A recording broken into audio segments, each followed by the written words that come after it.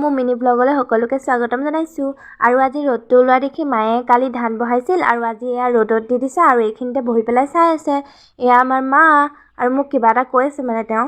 আৰু এইফালে মই ওলাইছোঁ, আমাৰ ওচৰৰ গাঁওখনতে হৈ আছে ভাগৱত পাঠ আৰু তালৈকে যাবলৈ বুলি এয়া ওলাইছোঁ, ৰেডি হৈছোঁ।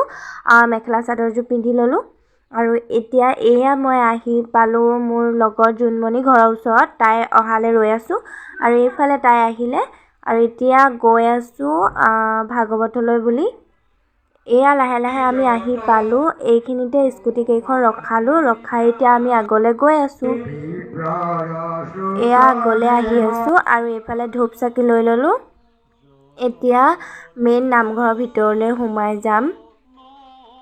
এইফালেদি সোমাই আহিছোঁ আৰু বিশেষ মানুহ নাই, দিনত ইমান মানুহ নহয়, ৰাতি হয় বোলে।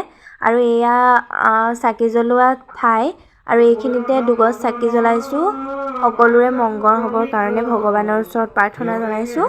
আৰু এইফালে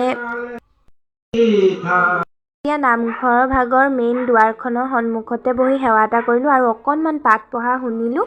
আৰু এতিয়া এয়া ঘৰলৈ বুলি আমি ওলালোঁ আৰু মোৰ ভিডিঅ'টো শেষৰলৈকে ধুনীয়াকৈ চাই থকাৰ বাবে ধন্যবাদ।